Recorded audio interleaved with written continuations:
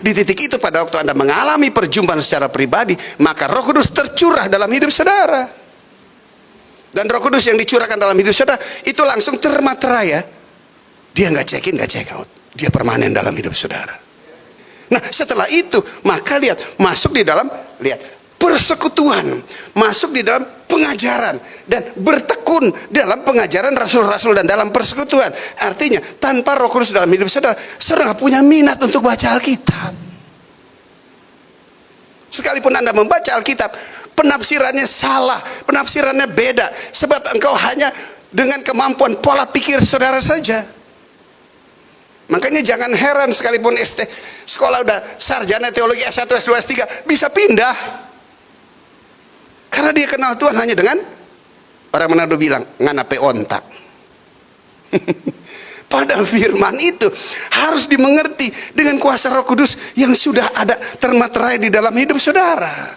Anda mengalami secara pribadi, maka sejak saat itu Anda perjumpaan dengan dia, maka lihat, Anda bukan cuma dimeteraikan, Anda diurapi Tuhan. Haleluya. Yohanes 2 ayat 20. Ya, sebab di dalam apa? Di dalam diri kamu apa? Tetap ya, permanen ya. Amin. Tetap ada pengurapan yang telah kamu terima daripadanya.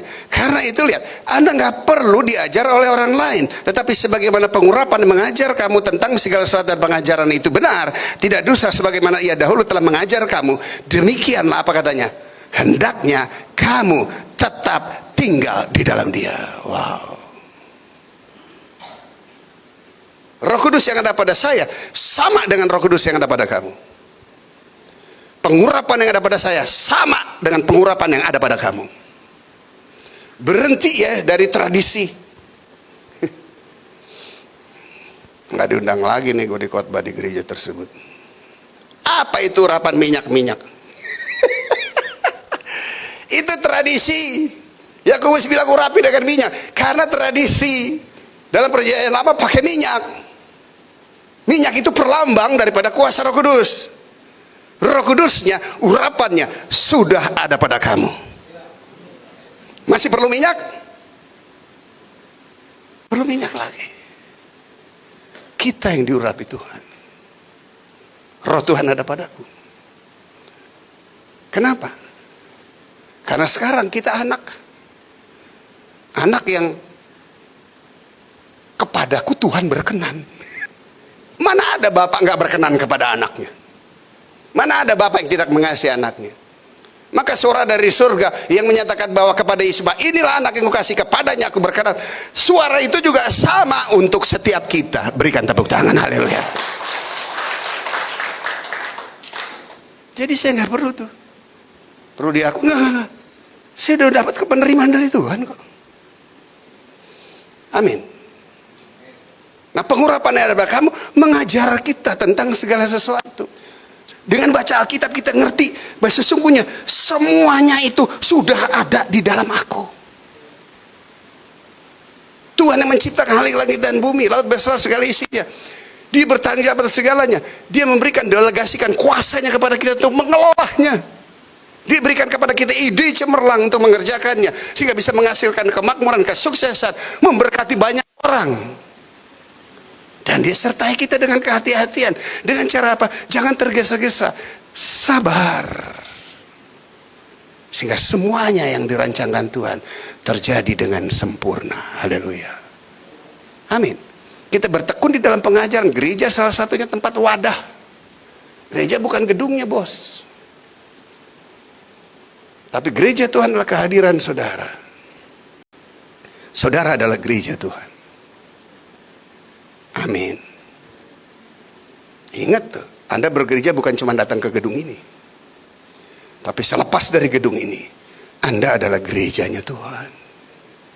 Tempat memanifestasikan firman yang kamu dengar. Firman itu bukan cuma sekedar untuk kita dengar, tapi untuk kita kerjakan, kita lakukan. Sebab itu natur kita. Natur Anda nggak mungkin nggak. Anda mendengarkan firman, naturmu pasti melakukannya. Amin. Sehingga di luar sana orang bisa melihat saudara menjadi panggungnya Tuhan. Di dalam hidup saudara ada kuasa yang luar biasa yang bekerja dalam hidup saudara. Kalau ada keluarga saudara yang sakit, ngerti bahwa sakit penyakit bukan dari Tuhan. Dan Anda punya kuasa, tumpang tangan, ucapkan berkat, usir sakit penyakit, deklarasikan oleh bilur-bilurnya sembuh, jadilah engkau sembuh. Ingat ya, Anda sekarang punya kuasa. Roh Kudus ada pada kamu. Maka kuasa Tuhan ada dalam hidup kamu. Disertai dengan apa? Dengan iman anak Allah. Iman anak Allah artinya iman Yesus pada waktu dia hidup dalam wujud manusia. Iman yang seperti itu sekarang ada di dalam kamu. Sehingga Anda gak takluk lagi dengan dunia.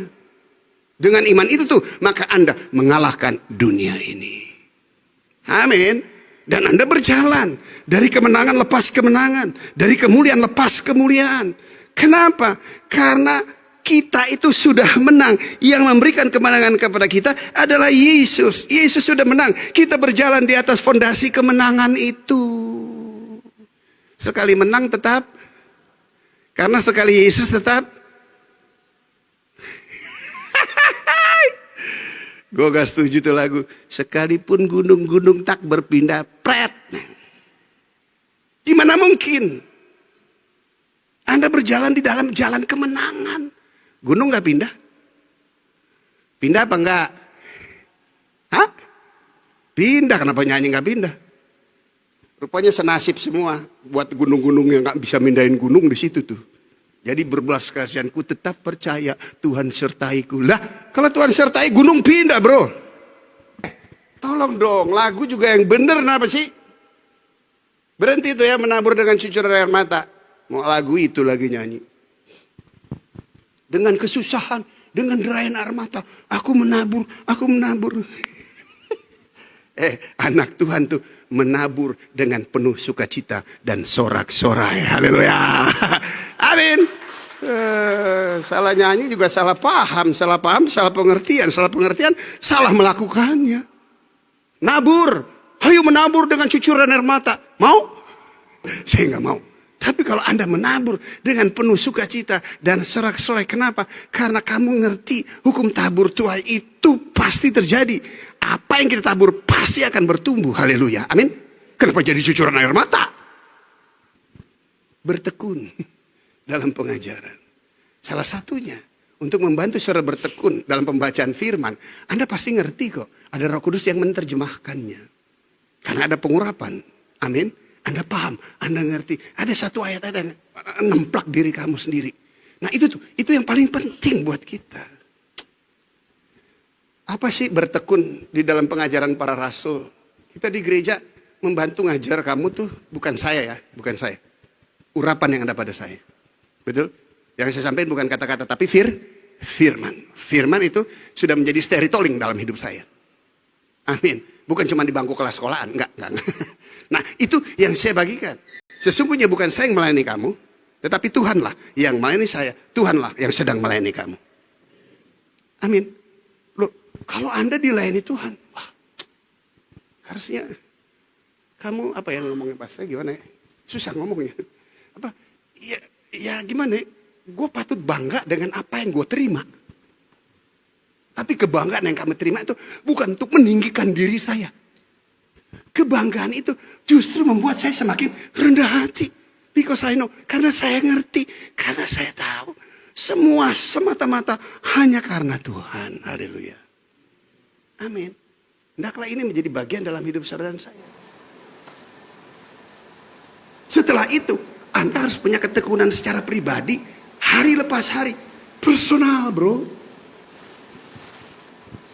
Anda gak bisa mengharapkan berkat dari orang lain, bro.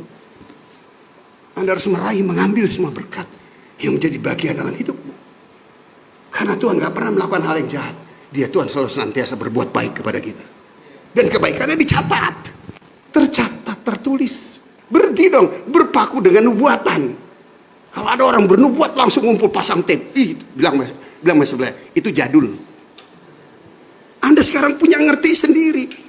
Anda bisa dengar sendiri suara Tuhan. Siapa bisa dengar suara Tuhan? Siapa bisa dengar suara hantu? Siapa bisa dengar suara hatinya sendiri? Dengar baik. Pada waktu kita sujud datang kepada Tuhan, begitu dia respon sama kita, tujuan Tuhan menyelamatkan kita. Tujuannya hanya satu, agar saudara bisa mendengar suara Tuhan.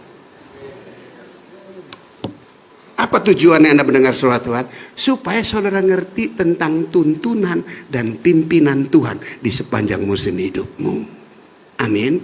Bukan Tuhan gak tuntun pimpin kamu. Seringkali banyak orang yang tidak alias padahal Tuhan ngomong, tapi kamu tidak mendengar karena kamu nggak paham. Tapi sekarang Anda punya pemahaman karena pengajaran para rasul. Begitu Roh Kudus ada dalam hidup saudara, tujuan Tuhan agar saudara sekarang bisa dengar suara Tuhan sekalipun kamu nggak lihat dia. Amin. Dikonfirmasi dengan apa yang tertulis. Amin. Setiap firman disampaikan di tempat ini, jika Anda punya konfirmasi, Anda ngerti tuh orang berdiri ngomong firman apa ngomong seenaknya aja.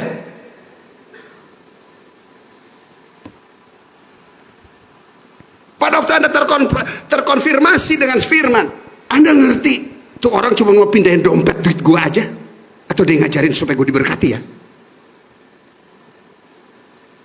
Amin. Kenapa? Anda bisa dengar suara Tuhan karena Anda mempunyai karunia membedakan roh saudara. Roh Anda holy, kudus, suci, nggak perlu diapa-apain lagi, udah sempurna. Amin. Dengan itu Anda bisa membedakannya, ini dari Tuhan atau bukan. Amin. Anda punya komunikasi secara rahasia dengan dia. You talking, bicara sama dia. Tuhan ngomong, konfirmasi, diingatkan dengan ayat. Tapi kalau Anda nggak baca ayat firman Tuhan, apa yang bisa ingetin kamu?